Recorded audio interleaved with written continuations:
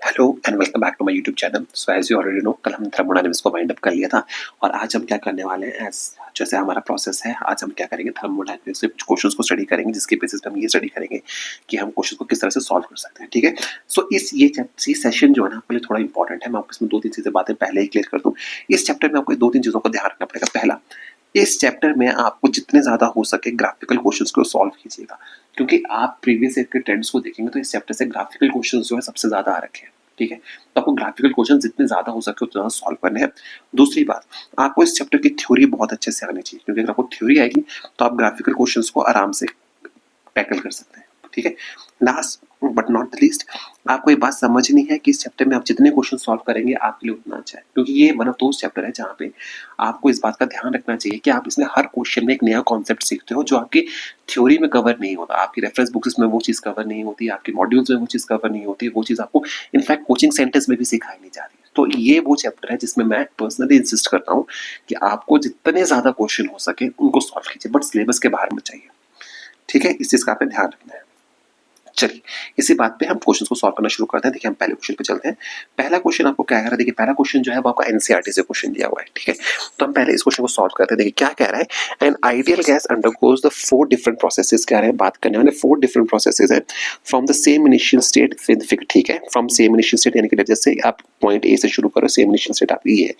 The 4 processes are adiabatic, isothermal, isobaric and isochoric. Okay, out of 1 2 3 and 4 which one is adiabatic. आपको बताना है किस process adiabatic है। देखिए, पेपर में यही क्वेश्चन आपसे पूछा जा सकता है, बट उसमें यहाँ पे एडियाबैटिक पूछा है, वो आपसे आइसोकोरिक पूछ लेगा, आपसे आइसोबारिक पूछ लेगा, आपसे आइसोथर्मल पूछ लेगा। आइसोथर्मल पूछने की प्रोबेबिलिटी ज्यादा है, तो हम तब तक नहीं कर सकते जब तक थ्योरी की क्लैरिटी आपकी ज्यादा नहीं है। ठीक है, तो हमें ये पता है कि आपको ये पता होना चाहिए कि आइसोकोरिक प्रोसेसेस क्या होते हैं, जहां पे वॉल्यूम क्या होता है, कांस्टेंट होता है।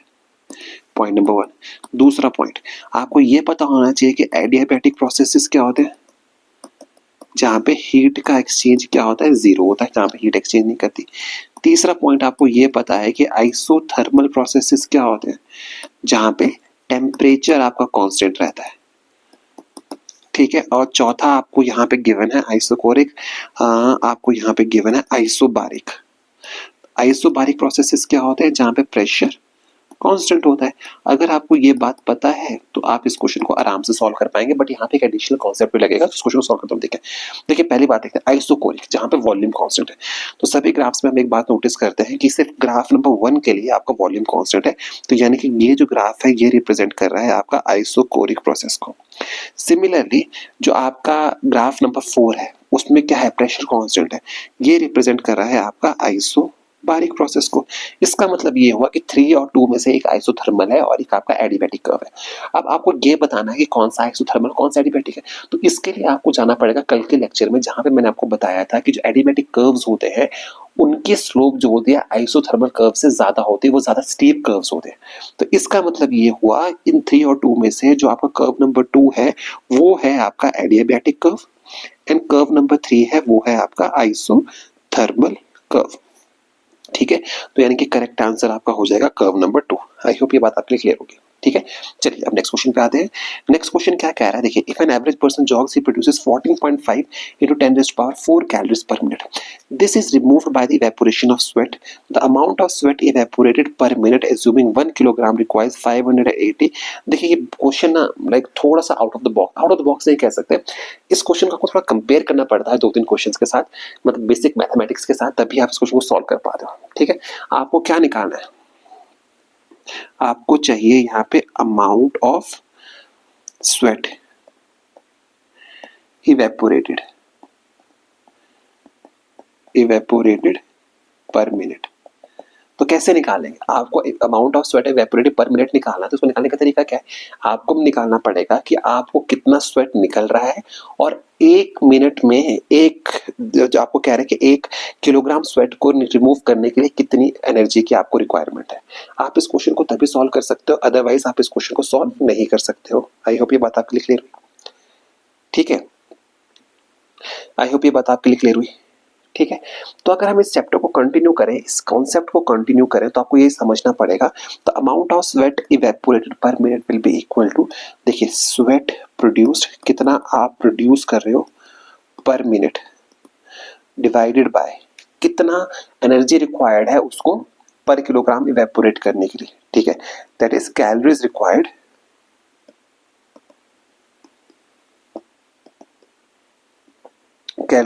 फॉर इवेपोरेशन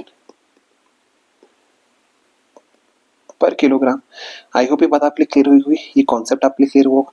तो बस फिर अब हम इसमें वैल्यूज को सब्स्टिट्यूट करेंगे। वैल्यूज को अगर मैं सब्स्टिट्यूट करूं तो आपके पास वैल्यूज गिवन है, तो ये हो जाएगा 14.5 cross 10 raise to power 4 divided by 580 cross 10 raise to power 3, और ये आंसर आपके पास निकल के आएगा 0.25 kg। आई होप ये बात आपके लिए क्लियर हुई, ठीक है। और ये क्वेश्चन भी आपका एनसीईआरटी का क्वेश्चन है, और ये आपका एमसीक्यू था, इस बात का ध्यान रखिए। ऊपर वाला क्वेश्चन भी आपका एनसीईआरटी से ही एमसीक्यू उठाया हुआ है। मैं बिलीव नहीं करता ऑप्शंस देने में, you must remember this thing. मेरे साथ पढ़ने का सबसे बढ़िया तरीका ही होता है कि मैं ऑप्शंस देने में बिलीव नहीं करता, बिकॉज जब आप ऑप्शंस देते हो आप कंफ्यूजन होते हो। तो आपको प्रैक्टिस भी ऐसे करनी है कि विदाउट ऑप्शंस देखे ही आपका आंसर आ जाए, तब आपको करने का मजा आएगा, ठीक है। चलिए नेक्स्ट टॉपिक पे चलते हैं। आपको बोल रहा है consider a PV diagram of an ideal gas shown in the figure with p is equal to constant by, यानी कि बेसिकली आपको बोल रहा है, आपको गिवन है p is proportional to 1/v। Okay, out of the following diagrams which represents TP graph. अब देखिए, अब आपको इस ग्राफ के लिए टीपी ग्राफ प्लॉट करना है। समझिए, ये क्वेश्चन बहुत इंटरेस्टिंग क्वेश्चन है, और ये जो क्वेश्चन है ना, बहुत ही इंटरेस्टिंग क्वेश्चन, आपको समझना पड़ेगा। इस क्वेश्चन में आपकी बेसिक अंडरस्टैंडिंग आपको पता होनी चाहिए कि बेसिक अंडरस्टैंडिंग आपकी क्या है, और ये आपका एनसीईआरटी का ही एमसीक्यू है। समझ में, इसलिए आपको बता दो एनसीईआरटी कितनी इंपॉर्टेंट है, ठीक है। अब आपको ये समझना है, आपने पीवी डायग्राम प्लॉट किया है, और आपको ये पता है for an ideal gas p is equal to constant by v, p is equal to constant by v। इसका मतलब अब आपको ये भी पता है pv is equal to nRT होता है। आइडियल गैस इक्वेशन क्या बोलती है आपको, आइडियल गैस इक्वेशन गिवन है ना, तो आइडियल गैस इक्वेशन आपको क्या बोलती है, pv is equal to nRT, यानी कि ये सारी वैल्यूज जो है कांस्टेंट है, तभी तो p is proportional to p is equal to constant by v। इसका मतलब क्या हुआ कि t भी आपका क्या है, कांस्टेंट है। t आपका कांस्टेंट है। अगर आपको ये चीज नहीं पता थी, आप इस ग्राफ को सॉल्व नहीं कर सकते। तो आपको यहां से ये पता लगा, देखिए मैं इसको फिर से रिपीट कर देता हूं, बिकॉज हमें क्या गिवन है, एक आइडियल गैस हमें गिवन है। तो आइडियल गैस के लिए जो गैस इक्वेशन होती है वो क्या होती है, PV is equal to nRT। तो अकॉर्डिंग टू क्वेश्चन आपको गिवन है PV is equal to constant, यानी कि आपको अकॉर्डिंग टू द क्वेश्चन आपको क्या चीज गिवन है, आपको गिवन है p is equal to constant by v। इस बात का मतलब क्या है कि आपको ये पता है कि p is equal to nRT over v होता है।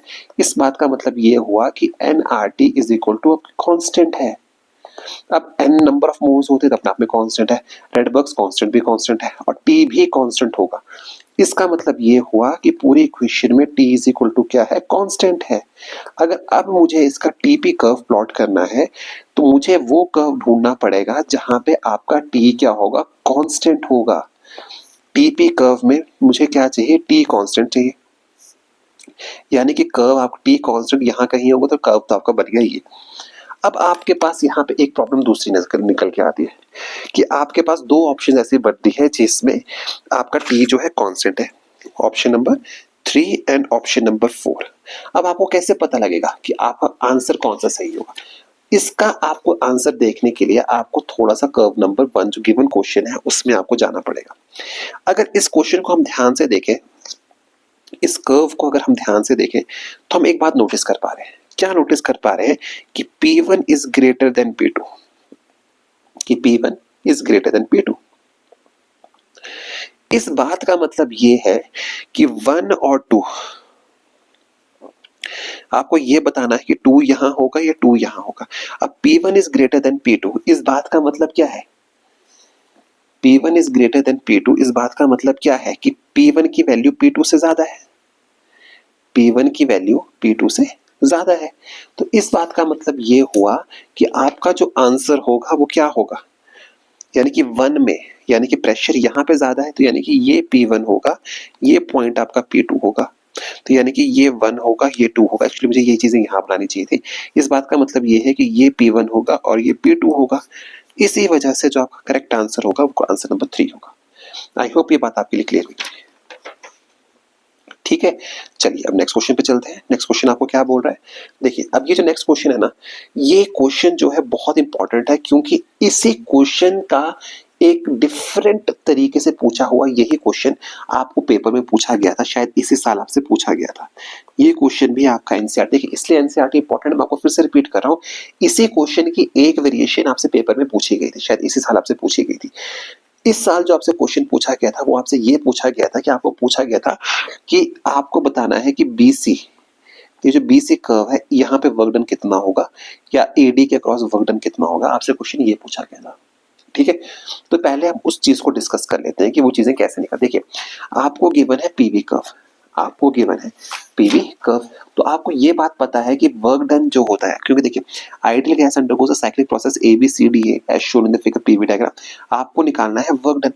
अब आपको ये पता है कि वर्क डन जो होता है, work done in a PV diagram is equal to area under curve, is equal to area under curve, ये होता है। ठीक है, पहले हम इस क्वेश्चन को डिस्कस करते हैं, फिर हम आपको बताएंगे कि जो आपको नीट में क्वेश्चन आया था उसको कैसे सॉल्व करना था। ठीक है, ये चीज होती है। तो यानी कि इस पूरे कर्व में जो एरिया अंडर कर्व होगा वो आपका वर्क डन होगा, यानी कि ये जो एरिया है ये आपका वर्क डन होगा। ठीक है, और एक्चुअली ये क्वेश्चन भी आपका एनसीईआरटी का, मैंने आपको पहले मेंशन कर दिया। आई होप ये बात आपको क्लियर हुई। अब अगर मैं इस क्वेश्चन को बहुत ध्यान से देखें, आपको ये पता लगेगा एरिया अंडर कर्व क्या होगा, पीवी कर्व के बराबर होगा, एरिया अंडर कर्व का। ठीक है, तो अगर इसका मैं एरिया निकालने की कोशिश करूं तो इस कर्व का जो एरिया होगा वो होगा, क्योंकि ये रेक्टेंगल है तो length into breadth, length into breadth, तो ये हो जाएगा आपका AB इंटू BC। तो अगर मैं इसको ध्यान से देखूं तो AB की वैल्यू कितनी हो जाएगी, 3V0 माइनस V0 यानी कि 2V0, वो हो जाएगा 2V0, और BC की वैल्यू हो जाएगी 2P0 माइनस P0 यानी कि P0, तो ये हो जाएगा 2V0 P0। बट ये रिक्वायर्ड आंसर नहीं है, ये टोटल आंसर नहीं है। क्यों नहीं है, अब आपको समझिए, ये है आपका नया कॉन्सेप्ट। ठीक है, ये मैं आपके लिए यहां लिख देता हूं, न्यू कॉन्सेप्ट। अब आपको समझना पड़ेगा कि नया कॉन्सेप्ट है क्या। देखिए इस पूरे डायग्राम को अगर हम बहुत ध्यान से देखें तो आप ये नोटिस कर पा रहे हो, इस पूरे कर्व की जो सेंस ऑफ रोटेशन है वो है एंटी क्लॉकवाइज डायरेक्शन, ये है एंटी क्लॉकवाइज डायरेक्शन। तो आपको ये समझना पड़ेगा, if curve is traversed in anti clockwise direction then work done जो होता है वो आपका नेगेटिव होता है। Remember this thing. And when it is clockwise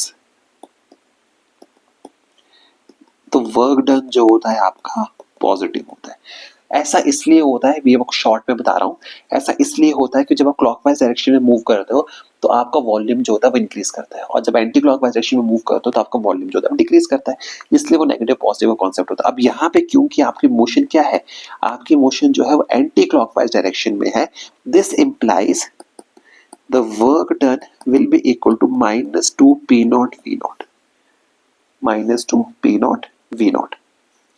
समझ गए बात को, ये है इसका पूरा आंसर। इसकी ऑप्शंस में आपका +2P0 V0 भी था। +2P0 V0 आपका आंसर तब होता अगर इसकी सेंस ऑफ रोटेशन क्लॉकवाइज होती, और ध्यान रखिएगा पेपर में अगर ये क्वेश्चन आया तो उसकी सेंस ऑफ रोटेशन आपको चेक करनी पड़ेगी, अगर वो एंटी क्लॉकवाइज में है तो नेगेटिव, अगर क्लॉकवाइज में है तो पॉजिटिव। ठीक है, चलिए नेक्स्ट क्वेश्चन पे चले। हाँ, अब इसको डिस्कस करते हैं जो नीट में क्वेश्चन आया था। नीट में जो आपको क्वेश्चन आया था उसमें आपसे पूछा था कि वर्क डन ड्यूरिंग बी से सी, जब आप बी से सी की तरफ को मूव कर रहे हो तब आपका वर्क डन कितना होगा, तब आपसे ये पूछा गया था। ठीक है, अगर आप बी से सी मूव कर रहे हो तो आप एक बात नोटिस करो कि वॉल्यूम कांस्टेंट है। अगर आपका वॉल्यूम कांस्टेंट है तो वर्क डन जो होता है वो किसके बराबर होता है, पी डेल्टा वी के। अगर वी ही कांस्टेंट है, वी में कोई चेंज नहीं आ रहा है, तो यानी कि पी इंटू जीरो यानी कि जीरो, ये आपका आंसर था। आई होप ये बात आपको क्लियर हुई। ठीक है, अब देखिए एक चीज मैं और बताता हूं आपको, एक चीज मैं आपके लिए और क्लियर करता हूं। यही क्वेश्चन जो है ना आपको डिफरेंट वे में पूछा जा सकता है। किस तरह से, वो पूछेगा कि वर्क डन जो होगा वो किसके बराबर होगा। वर्क डन होगा, अब वो आप डायरेक्ट डायग्राम के बेसिस पे पूछ लेगा, work done will be equal to area under D, मान लीजिए इसको आप मान लेते हैं एक्स एंड वाई, तो वो बोल देगा area under D X Y C minus area under A X Y B. तो वो भी आपका ABCD का आंसर देगा, तो वो भी इसका एक आंसर आपका हो सकता है। ठीक है, चलिए आई होप ये बात आपको समझ आ चुकी होगी। चलिए अब नेक्स्ट क्वेश्चन पे चलते हैं। नेक्स्ट क्वेश्चन जो है आपका वो क्या बोल रहा है कि consider two containers A and B, ठीक है, containing identical gases at same pressure, volume and temperature. क्या कह रहा है ये हमें कि हमारे पास दो कंटेनर्स हैं A एंड B, दो कंटेनर्स हैं हमारे पास A and B which contains identical gases with same pressure, volume and temperature, PVT, PVNT, identical gases है। The container A contains is compressed to half of its original volume isothermally। इसको मैंने क्या किया, ये container A है, ये एक B है, इसमें मैंने क्या किया, आइसोथर्मल कंप्रेशन किया। ठीक है, while compress half of its original adiabatically, इसमें हमने एडियाबैटिक प्रोसेस लिया। यहाँ पे V डैश भी V/2 हो गया, यहाँ पे भी V dash is equal to V/2 हो गया। आपको बता रहा है कि रेशियो निकालनी है PB dash over PA dash. ये इस क्वेश्चन को आपको ये करना है। देखिए एक बात का ध्यान रखिएगा पेपर में कि स्टेटमेंट जितनी मर्जी बड़ी हो थर्मोडायनेमिक्स में, उस स्टेटमेंट को आप डायग्रामेटिकली वे में अगर सॉल्व कर पा रहे हो, उसको अगर आप पूरी इंफॉर्मेशन को डायग्राम के बेसिस पे आप सॉल्व कर पा रहे हो, तो आपका क्वेश्चन बहुत जल्दी और बहुत इजीली सॉल्व होगा। ठीक है, तो यहाँ से लेके यहाँ तक आपको ये बातें समझ में आ गई कि क्वेश्चन की रिक्वायरमेंट क्या है, आपको निकालना क्या है। ठीक है, देखिए अब क्वेश्चन को सॉल्व करते हैं, कंटिन्यू करें इस क्वेश्चन को सॉल्व करने के। तो देखिए आपको समझना पड़ेगा, अब पहले केस में क्या है कि अगर मैं कंटेनर A की बात करूं तो वहां पे जो कंप्रेशन है वो क्या है, आइसोथर्मल है, आइसोथर्मल है। आइसोथर्मल कंप्रेशन के केस में जो आपकी इक्वेशन बनती है वो बनती है P1V1 is equal to P2V2। तो यहाँ से अगर हम P2 की वैल्यू निकाल लें, दिस इम्प्लाइज P2 की जो वैल्यू आपके पास निकल के आएगी वो निकल के आएगी P1V1 ओवर V2। तो ये वैल्यू निकल के आ रही है आपके पास 2P1। आई होप ये बात क्लियर होगी। बी में अगर हम बात करें, वहां पे जो प्रोसेस है वो क्या है आपका, एडियाबैटिक। और एडियाबैटिक की आपको सारी इक्वेशंस पता है, क्योंकि हमें यहाँ पे प्रेशर वॉल्यूम चाहिए, तो एडियाबैटिक की तीनों इक्वेशंस में से हम वो इक्वेशन चूज करेंगे जिसमें प्रेशर एंड वॉल्यूम हो। तो वो होती है P1V1 gamma is equal to P2V2 gamma. I hope ये बात क्लियर होगी आपके पास। इसको हम क्या करते हैं, इसको थोड़ा डिफ्रेंशिएट करने के लिए हम यहाँ पे डैश डैश लगा लेते हैं। ठीक है, आई होप ये बात क्लियर होगी।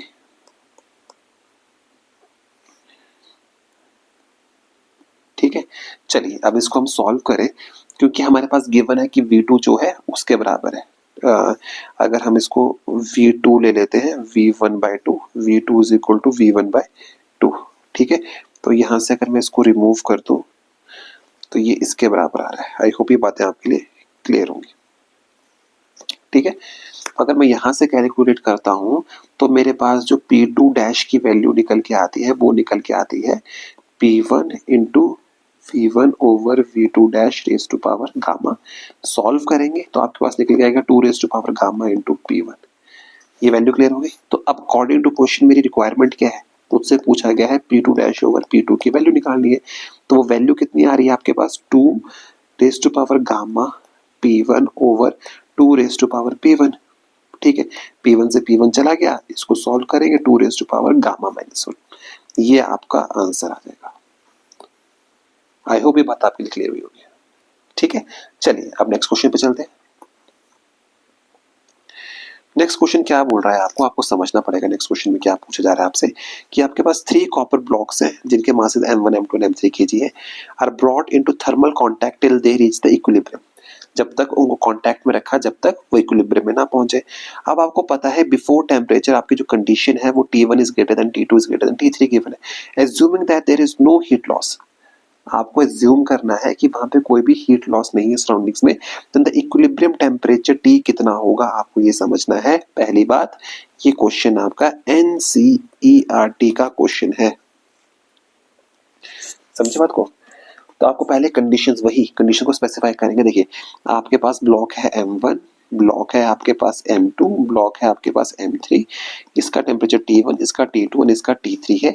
और आपको अकॉर्डिंग टू क्वेश्चन कंडीशन ये है कि T1 is greater than T2 is greater than T3। ये बात क्लियर होगी आपके पास। ठीक है। अब आपको ये बात समझनी पड़ेगी। अब देखिए, अब इनको आप कांटेक्ट में लेके आए, कांटेक्ट में जब तीनों को लेके आएंगे तो टेम्परेचर का लॉस होगा। टेम्परेचर का लॉस नहीं, temperature loss is the wrong word. Temperature equilibrium की तरफ को जाने की कोशिश करेगा। द मोमेंट टेम्परेचर इक्विलिब्रियम की तरफ को जाने की कोशिश करेगा तो आपको ये समझना पड़ेगा इस इक्वेशन से के थ्रू, ये इक्वेशन आपके लिए बहुत इंपॉर्टेंट है। आपको ये समझना पड़ेगा कि इसमें जो कोल्ड बॉडी है उसका टेम्परेचर बढ़ेगा क्योंकि इक्विलिब्रियम की तरफ को जाना है, और जो हॉट बॉडी है उसका टेम्परेचर डिक्रीज करेगा। इस बात का मतलब क्या है? इस बात का मतलब ये है कि T1 and T2 with respect to T3 अपने टेम्परेचर को लूज करेंगे, और T3 जो होगा, जो मास 3 होगा, वो टेम्परेचर को गेन करेगा। और क्योंकि आप इक्विलिब्रियम में पहुंच गए हो, this implies the heat lost by M1, heat lost by M1 and M2 will be equal to heat gained by M3। समझ की बात? इतनी क्वेश्चन क्लियर होगी बस। अब आपको ये पता है कौन सी इक्वेशन यूज करेंगे, हमें पता है dq is equal to mc delta t।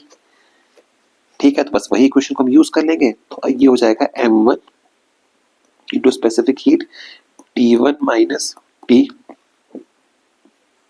यहाँ पे जो आपका कैपिटल T है ना वो इक्विलिब्रियम टेम्परेचर है। ठीक है, ये क्या है आपका इक्विलिब्रियम टेम्परेचर है। ठीक है, plus M2s T2 minus T which is equal to M3s T minus TS। I hope ये बात आपके लिए क्लियर होगी। ये इक्वेशन आपके पास बन के आ जाएगी।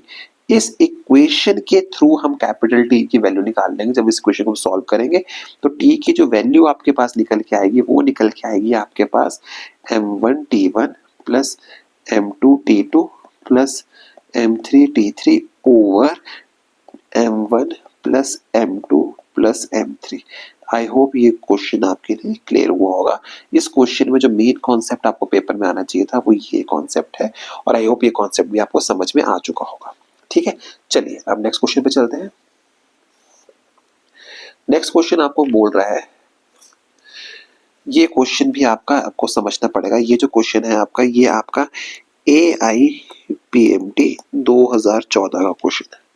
ठीक है, देखिए क्वेश्चन में क्या बोल रहा है, आपको क्या गिवन है, एक मोनोटॉमिक गैस गिवन है जिसका प्रेशर है P, हैविंग वॉल्यूम V, जो एक्सपैंड कर रही है isothermally to a volume 2V and then adiabatically to volume 16V। आपको बताना है फाइनल प्रेशर कितना होगा, आपको बताना है फाइनल प्रेशर कितना होगा। ठीक है, तो ये क्वेश्चन जो है ना, ये क्वेश्चन क्या कहते हैं उसे, ये क्वेश्चन जो है आपका, ये क्वेश्चन आपका डिफिकल्ट क्वेश्चन नहीं है, ये क्वेश्चन बहुत इजी क्वेश्चन है, बट प्रोवाइडेड आपको कॉन्सेप्ट पता हो, प्रोवाइडेड आपको कॉन्सेप्ट पता हो। देखिए क्वेश्चन में हो क्या रहा है, पहले आपका जो एक्सपेंशन है, क्वेश्चन में क्या है, जो पहले एक्सपेंशन है वो क्या है, आइसोथर्मल। तो पहले कंसेप्ट में आपको समझ आना चाहिए कि पहले आपकी इक्वेशंस जो लगेंगी वो आइसोथर्मल की इक्वेशन लगेंगी, एंड फाइनली वहां से जो आपकी इक्वेशन लगेगी वो आपकी एडियाबैटिक की इक्वेशंस में कन्वर्ट हो जाएगी, जो बाद में आपको लगानी।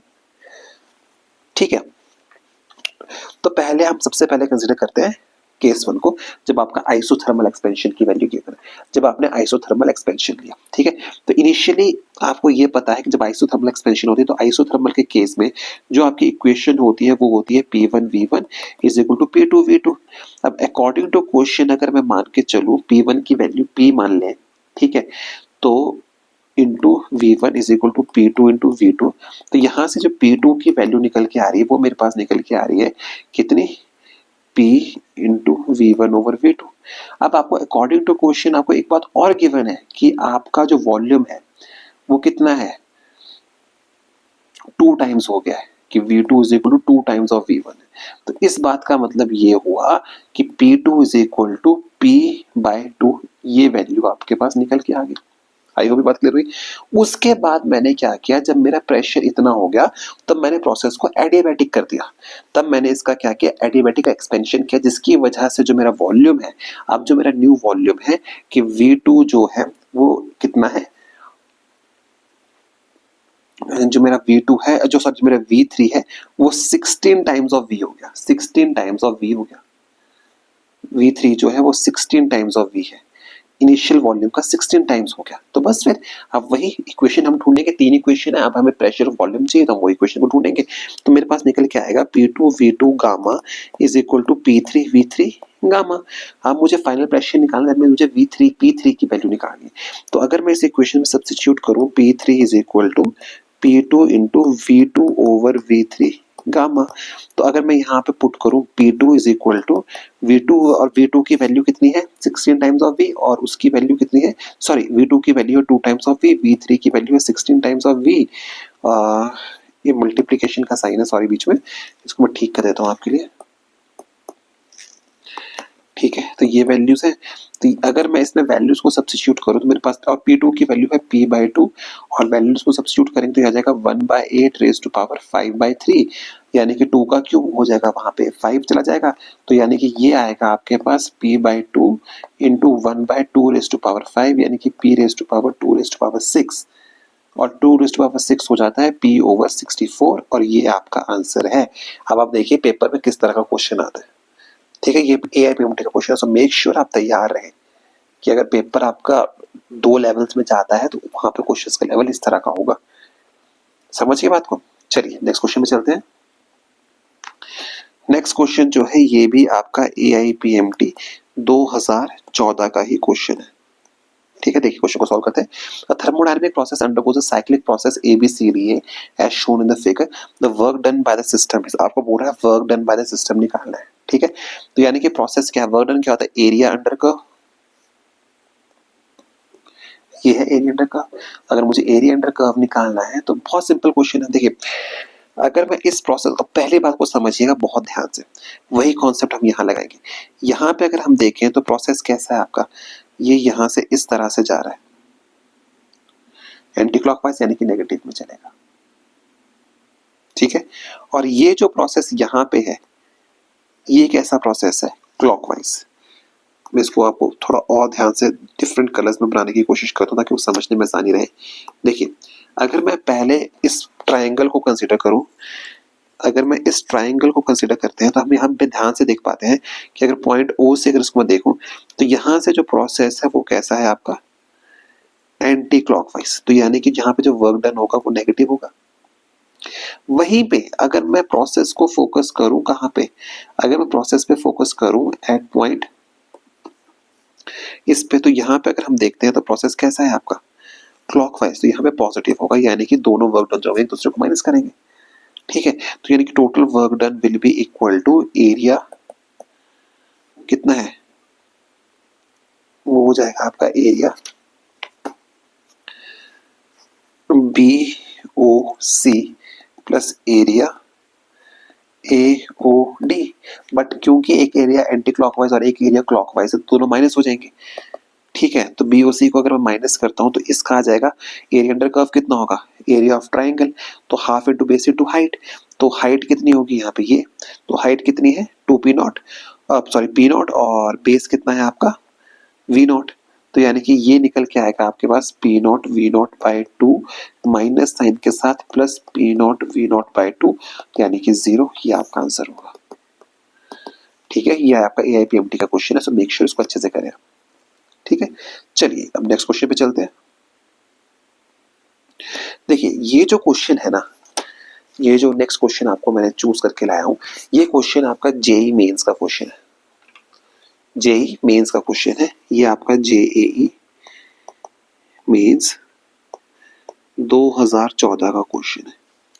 अब आपको ये बात समझनी पड़ेगी, मैंने आपको पहले भी ये बात रिपीट की है, JEE का जितना पुराना क्वेश्चन होगा आपके लिए उतना ही बेटर है। इनफैक्ट JEE मेंस के क्वेश्चन आपके लिए तो बिल्कुल गोल्ड माइन है कि वो क्वेश्चन आपके रिपीट हो सकते हैं। ठीक है, तो इसलिए हम इस क्वेश्चन को सॉल्व करेंगे। एडवांस के क्वेश्चन आप अवॉइड करें, अगर हम नहीं कर पा, अगर कुछ क्वेश्चन ऐसे हैं कि जो कर पा रहे हैं वो कंटिन्यू कीजिए, बट अगर कुछ क्वेश्चन ऐसे हैं एडवांस के जो क्वेश्चन आप नहीं कर पा रहे हैं तो मेक श्योर उन क्वेश्चन को आप ना ही करें तो बेटर है। ठीक है, इस बात को आपको समझना पड़ेगा। ठीक है, तो अब जैसे ये क्वेश्चन है, ये JEE एडवांस का क्वेश्चन है, but this question is comparatively very easy. ठीक है, आपको ये बात समझनी पड़ेगी, ये क्वेश्चन बहुत इजी क्वेश्चन है।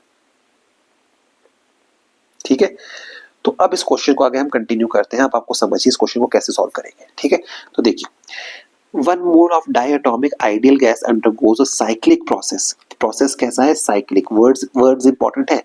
ABC as shown in the figure. The process BC is adiabatic. Process B से लेके सी तक का जो प्रोसेस है, ये प्रोसेस आपका कैसा है? एडियाबैटिक। ठीक है। The temperature A B C are 400 kelvin and 800 kelvin and 600 kelvin. Temperature आपको गिवन है। ठीक है। अब आपको बताना है चूज द करेक्ट स्टेटमेंट। ठीक है। आपको बताना है, सब देखिए, सब हर स्टेटमेंट में आपको चेंज इन इंटरनल एनर्जी निकालना है। Change in internal energy, change in internal energy, change in internal energy. ठीक है। आपको चूज करनी है करेक्ट स्टेटमेंट। पहले आपको देखिए, पहले प्रोसेस में क्या है? चेंज इन इंटरनल एनर्जी तो होल साइक्लिक प्रोसेस में निकालनी है। दूसरी स्टेटमेंट में क्या है? Change in internal energy during the process C A में कंसीडर करना है, ए बी में कंसीडर करना है, बी सी में। तो टेक्निकली बात आपसे क्वेश्चन में वो ये पूछना चाहता है कि आपको हर तरह की इंटरनल एनर्जी निकालने को आपको बोल रहा है कि आप निकाल के बताइए कितनी आ रही है। ठीक है। चलिए इस क्वेश्चन को सॉल्व करते हैं। अब देखिए, इस क्वेश्चन को मैंने आपको पहले कहा है, बेसिक्स पे हम काम करेंगे। हम किस पे काम करेंगे? हम बेसिक्स पे काम करेंगे, क्योंकि अगर आपको बेसिक्स नहीं आते तो आप क्वेश्चन को सॉल्व नहीं कर पाएंगे। ठीक है। अब चेंज इन इंटरनल एनर्जी जब हमने कल स्टडी किया था, तो हमने एक चीज स्टडी की थी कि चेंज इन इंटरनल एनर्जी जो होता है, हमने स्टडी किया था D U is equal to N C V delta T के बराबर होता है। N C V delta T के बराबर होता है।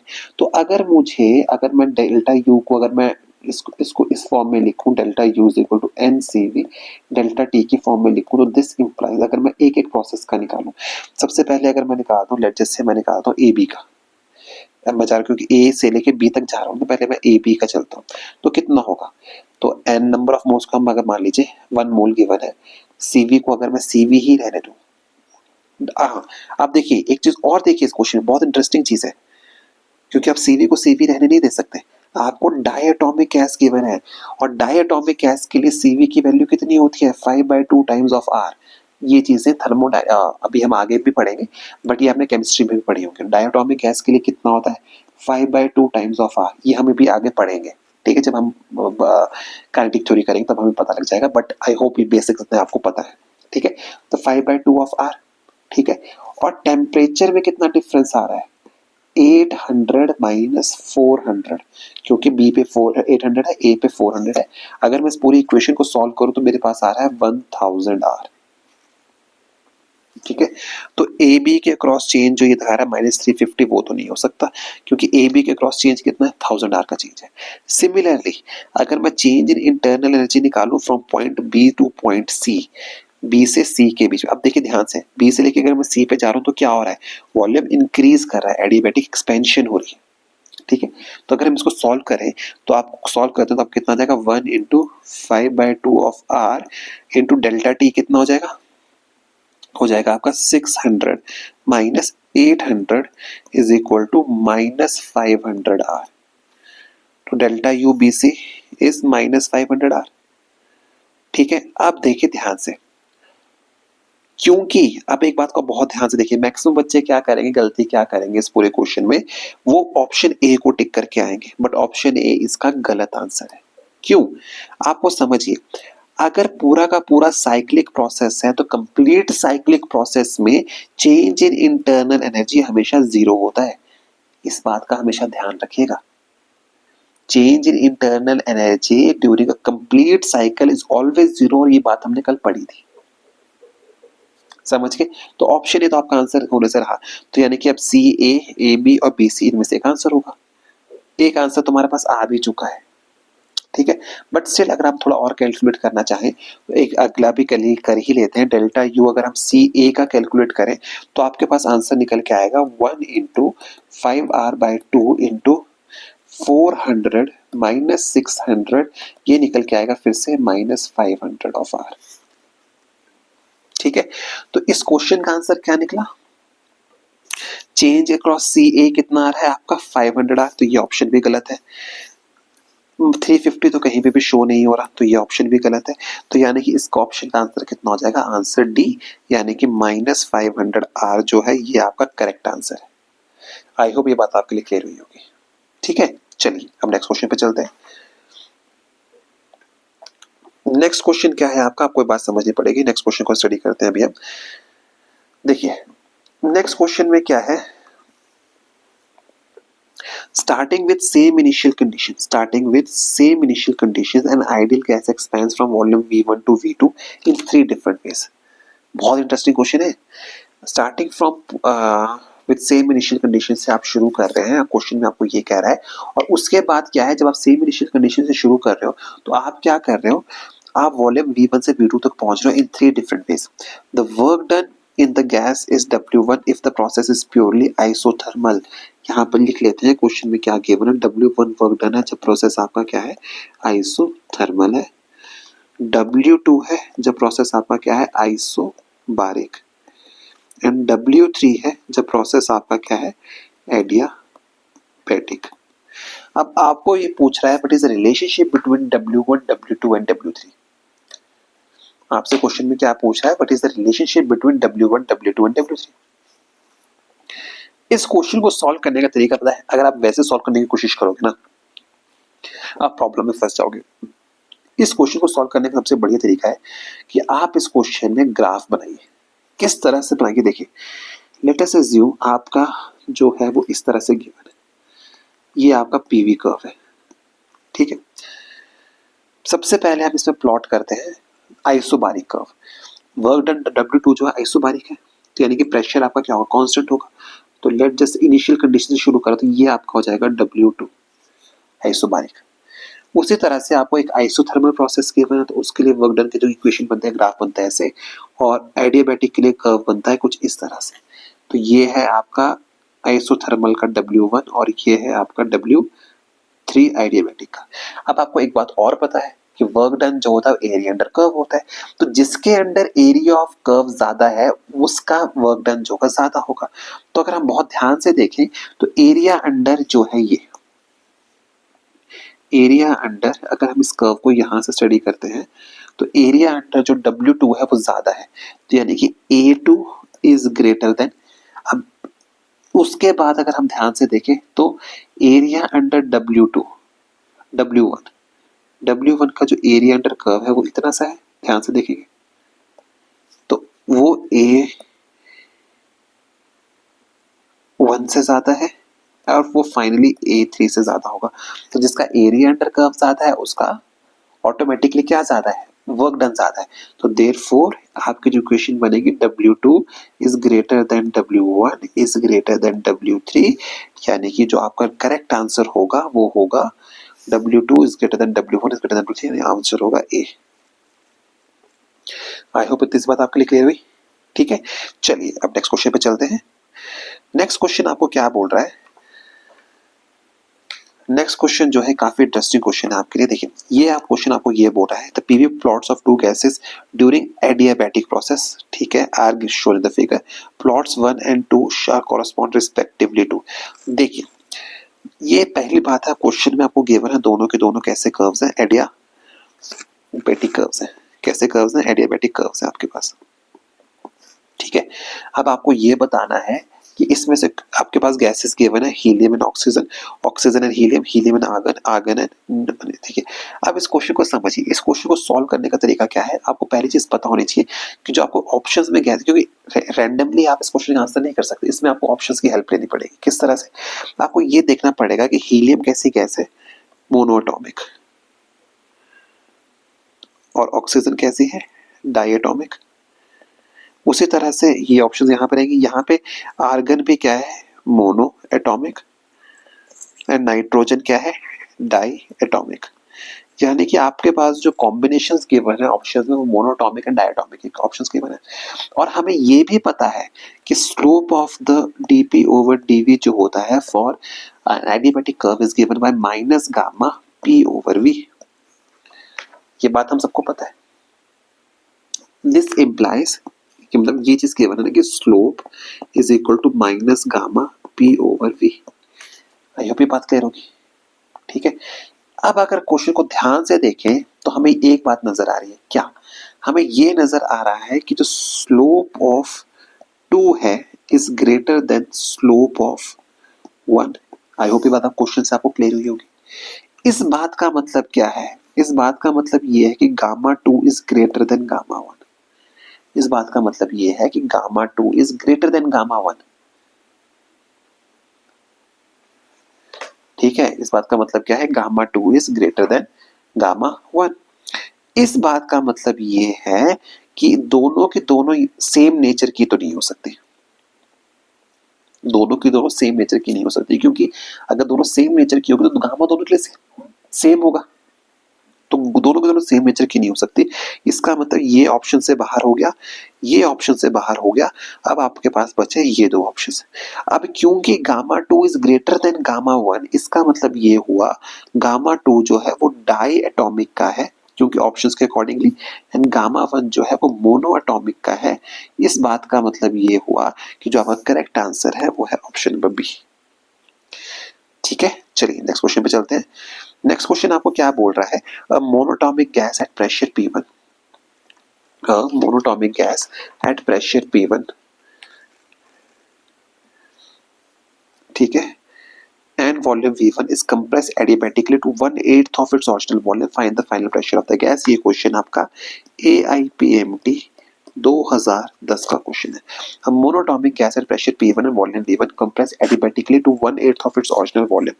ठीक है, आपसे बोला है what is the final pressure of the gas, what is the final pressure of the gas। तो चलिए इस क्वेश्चन को सॉल्व करते हैं।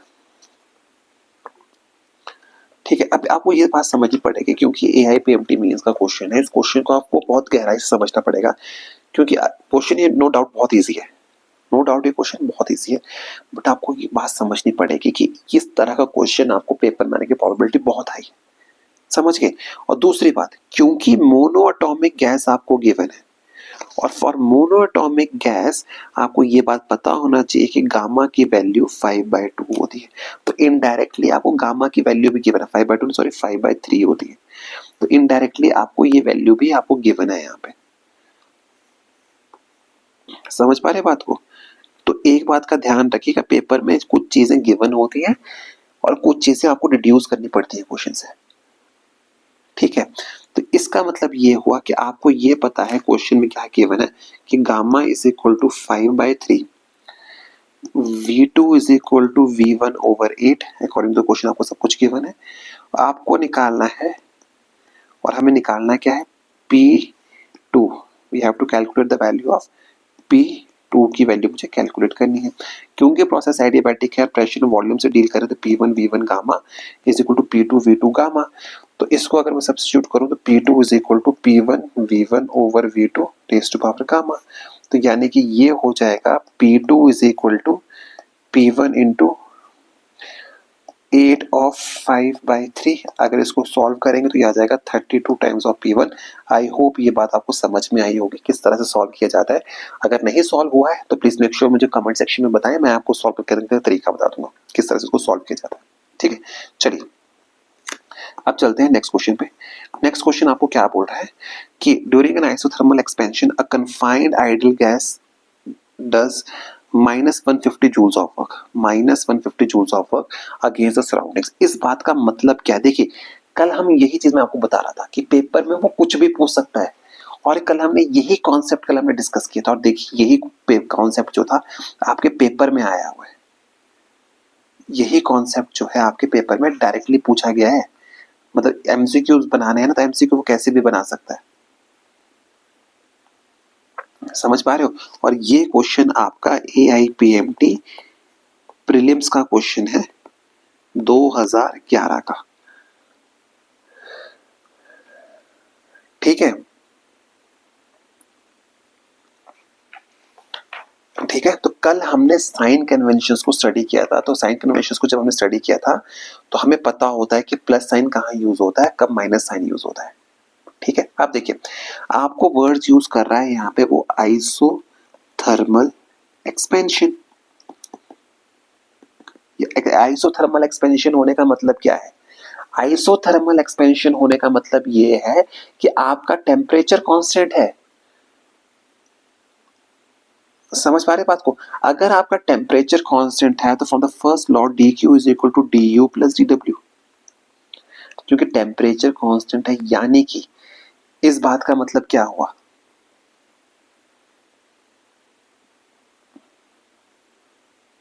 इस बात का मतलब ये हुआ कि डी क्यू जो है वो डी डब्ल्यू के बराबर है। इस बात का मतलब है डी क्यू, और वर्क डन कितना गिवन है, वर्क डन की वैल्यू आपको गिवन है -150 जूल्स, यानी कि डी क्यू की वैल्यू कितनी हो जाएगी -150 जूल्स। आप समझ पा रहे हो कि वर्क डन को आपने हीट से कैसे रिलेट किया, ठीक है।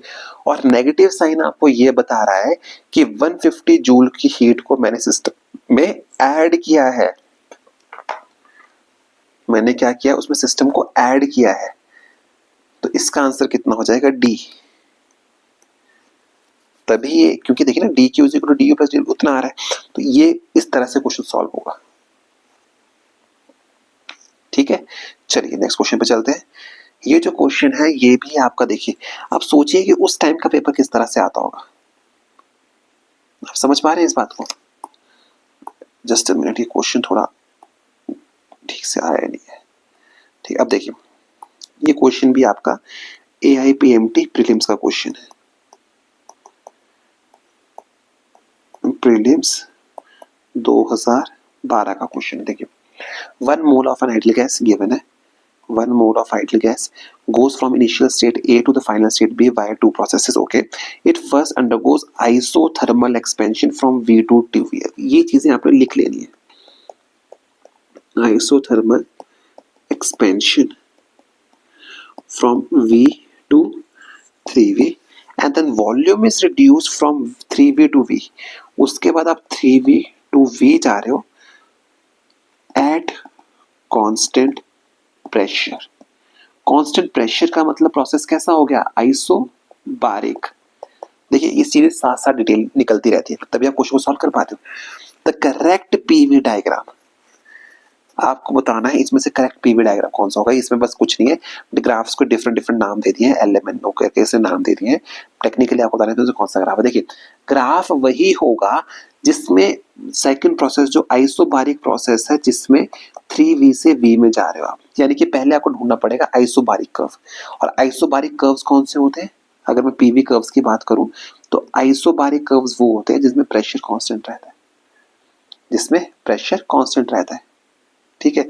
तो अगर मैं इन कर्व्स को थोड़ा सा बड़ा कर दूं,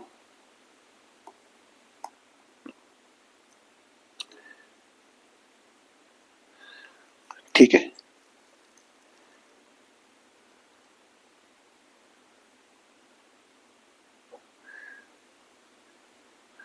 एक मिनट, इसमें ना एक्चुअली डायग्राम में थोड़ी दिक्कत है, ये डायग्राम आपके लिए सही बना देता हूँ, जो क्वेश्चंस में आए थे आप इन डायग्राम को कंसीडर मत कीजिएगा, डायग्राम्स में आपके लिए बनाता हूँ इसमें, रुकिए एक मिनट,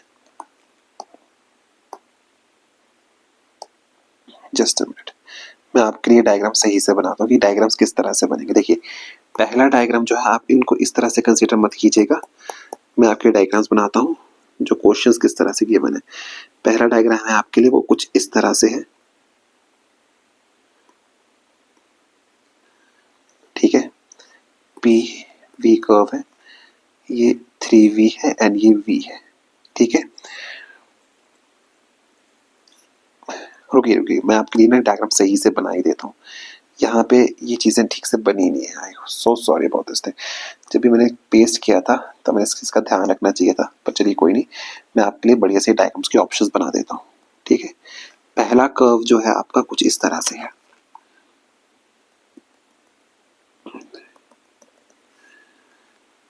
ये कुछ इस तरह से है कर्व आपका, V 3V and here's what we have is B. This is your option number A. Option number B is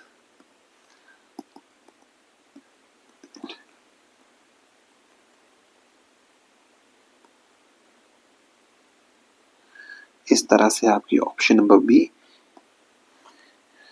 this is your 3V and here we have V, this is option number B. Option number C जो है आपकी वो कुछ इस तरह से है, option number C जो है वो आपकी कुछ इस तरह से है, ठीक है, 3V and V and option number D जो है वो कुछ इस तरह से है, V 3V,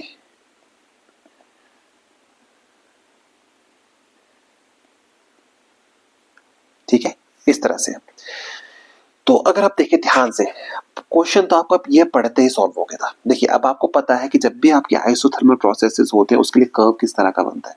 आइसोथर्मल कर्व हमेशा इस तरह से बनता है, यानी कि हर वो कर्व जिसमें स्ट्रेट लाइन मिला रहा है आइसोथर्मल में वो ऑप्शन से बाहर है, यानी कि जो ऑप्शन नंबर सी है वो तो आपका हो ही नहीं सकता किसी भी हाल में। अब आपके पास बचे option number A, B and D.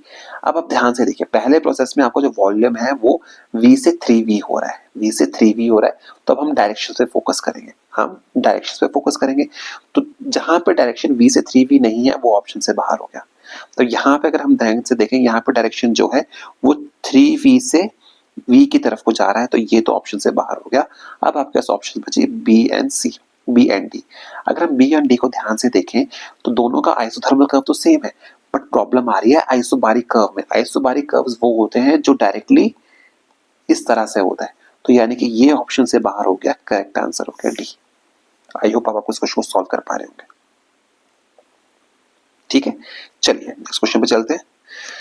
Next question जो है आपके पास, ये क्वेश्चन देखिए, अब ये देखिए, अब आप सोचिए, अब इस तरह के क्वेश्चंस अगर आपको पेपर में आना शुरू हुए तो आप उनको तब तक नहीं कर पाओगे जब तक आपको कॉन्सेप्ट्स की क्लैरिटी नहीं होगी, और ये क्वेश्चन आपका AIPMT में 2012 का क्वेश्चन है। ठीक है, चलिए अब इस क्वेश्चन को सॉल्व करते हैं। देखिए क्या बोल रहा है क्वेश्चन में। देखिए क्वेश्चन में वो ये बोल रहा है कि एक आइडियल गैस है जिसमें from state A to state B जा रहा है by 3 processes are indicated by the diagram PV. If Q1, Q2, Q3 indicate the heat absorbed and delta U1, delta U delta indicate the changes in internal energy, the process is directly then. अब देखिए बहुत ध्यान से question को, बहुत ध्यान से देखिए। इस क्वेश्चन में दो ऑप्शंस तो पहले ही एलिमिनेट हो जा रही है। क्यों एलिमिनेट हो रही है आपको समझिए। आप जा रहे हो from state A to state B, आप जा रहे हो from state number A to state number B, ठीक है।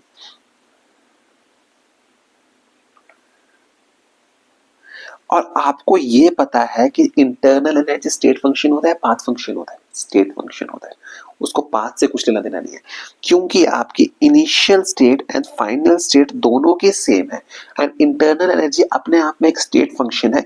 इस बात का मतलब ये हुआ कि जितनी इंटरनल एनर्जी पॉइंट ए पे है, बी पे है, उसको पाथ से कुछ लेना देना नहीं है। आप किसी भी पाथ से जाइए, आपकी इंटरनल एनर्जी सेम रहेगी। इस बात से मतलब आपका ये निकला कि जो आपका ये दोनों ऑप्शन है, ये दोनों तो बाहर हो गए, पहले ही बाहर हो गए। क्यों बाहर हुए, अगेन मैं रिपीट कर रहा हूं, क्योंकि इंटरनल एनर्जी स्टेट फंक्शन है, उसे पाथ से कुछ लेना देना नहीं है। आप किसी भी रास्ते से जाइए, इंटरनल एनर्जी सेम रहेगी। तो ये ऑप्शन अब बचे आपके पास, option number A and option number B. अब हमें देखना है कि Q1 बड़ा है या Q3 बड़ा है, बस क्वेश्चन वही खत्म हो जाता है। अगर हम बहुत ध्यान से इस कर्व को ध्यान से देखते हैं, ठीक है, तो आपको ये पता है कि वर्क डन जो होता है एरिया अंडर कर्व होता है, और हमें ये भी पता है dq is equal to du plus dw होता है।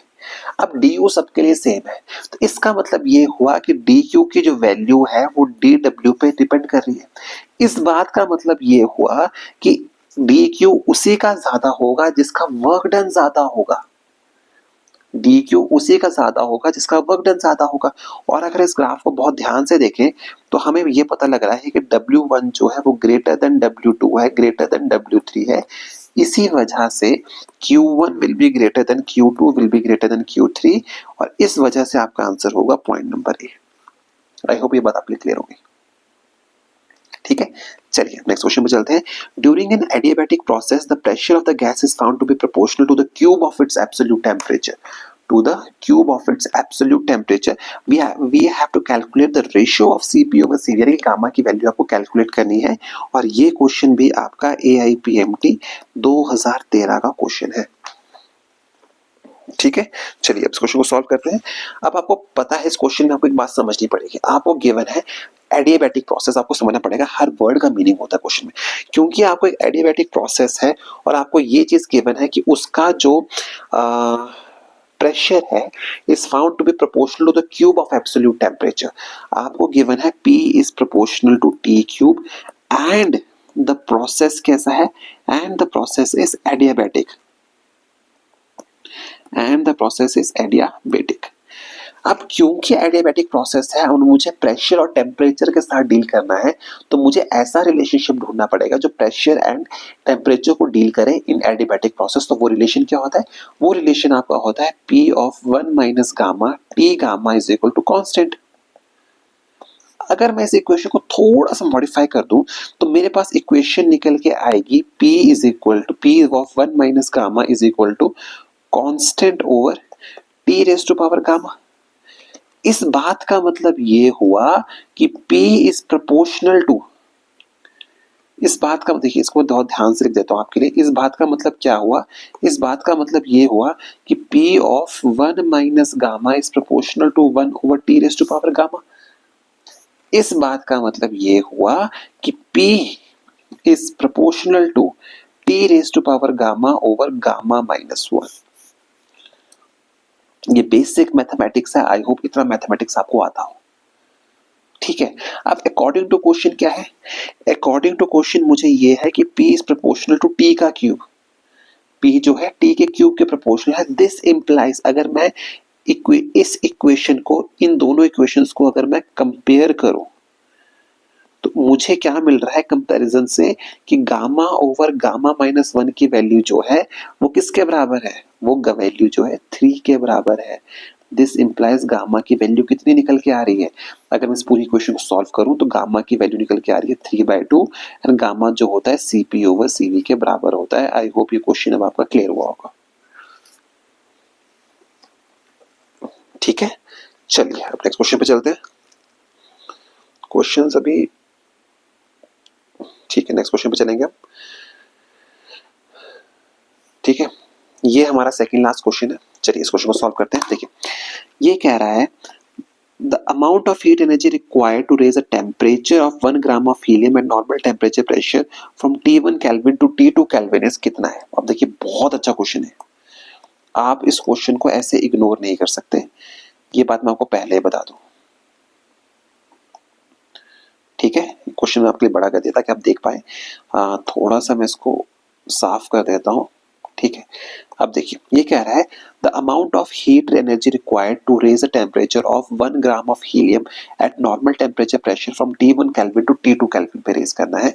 और ये क्वेश्चन आपका AIPMT 2013 का क्वेश्चन है। देखिए, इस चैप्टर से 2 या 3 क्वेश्चन आते हैं। I am telling you one more thing, इस चैप्टर से ग्राफिकल क्वेश्चन आने की प्रोबेबिलिटी बहुत हाई है। उसके बाद कंसेप्चुअल एंड फाइनली न्यूमेरिकल। इस चैप्टर में न्यूमेरिकल्स बहुत रेयरली आते हैं।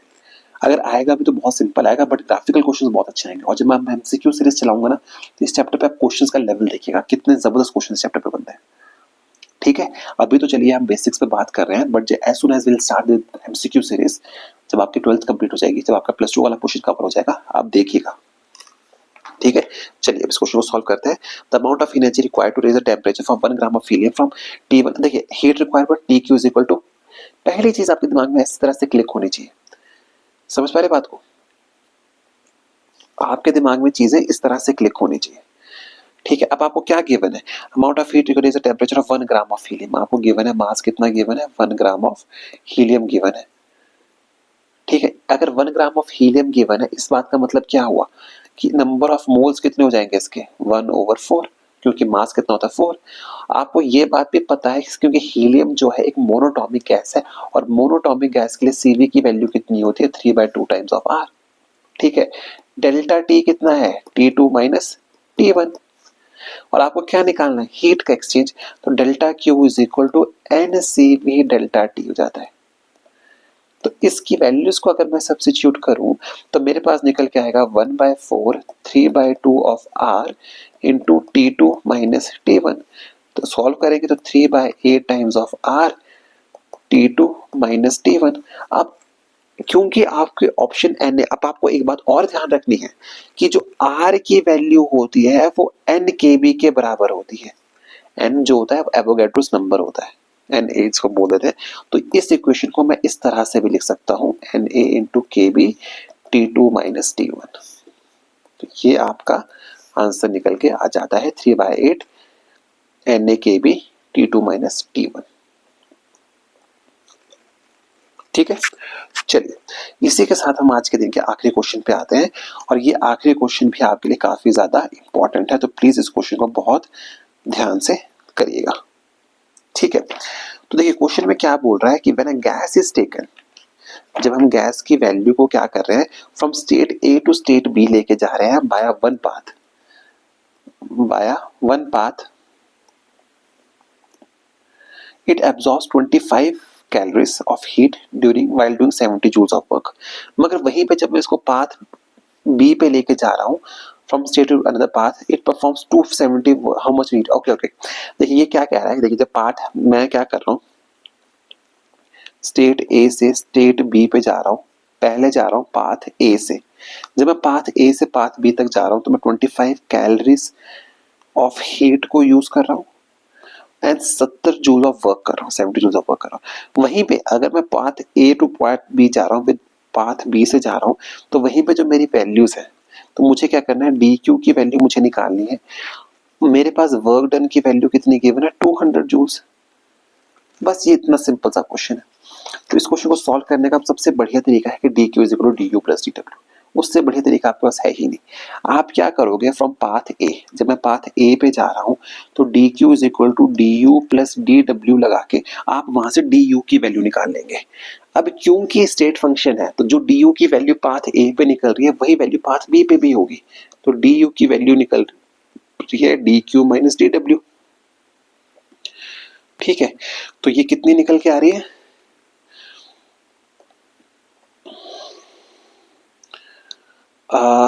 ये कैलोरीज में है, वो जूल्स में, आपको उसको चेंज करना पड़ेगा। 25 कैलोरीज को अगर मैं जूल्स में चेंज करूं तो वो हो जाता है 25 into 4.2, 25 into 4.2 is equal to 105 joules. तो ये हो जाएगा 105 माइनस 70 इक्वल्स टू 35 जूल्स। ये आपके डी यू की वैल्यू आ गई। तो डी यू की वैल्यू अगर मुझे यहां से मिल गई तो पाथ बी के लिए D Q will be 35 joules plus 200 which is equal to 235 joules। ये आपका आंसर आ गया। देखिए अगर न्यूमेरिकल आएगा तो इतना ही सिंपल न्यूमेरिकल आएगा, बट अगर आपको ग्राफिकल क्वेश्चन आए तो वो कॉम्प्लिकेटेड हो जाते हैं, तो आपको उसकी प्रैक्टिस करनी पड़ेगी, ठीक है। तो चलिए इसके साथ हम आज का टॉपिक खत्म करते हैं। अगर आपको आज का लेक्चर अच्छा लगा होगा please make sure that you like share and subscribe, ठीक है। कुछ भी डाउट्स होंगे कमेंट सेक्शन में बताइए, मैं क्लियर करूंगा, ठीक है। बाकी बात हमसे कल मिलते हैं and make sure you like share and subscribe. अच्छे से पढ़िए, तब तक के लिए best of luck and bye bye, कल मिलते हैं आपसे।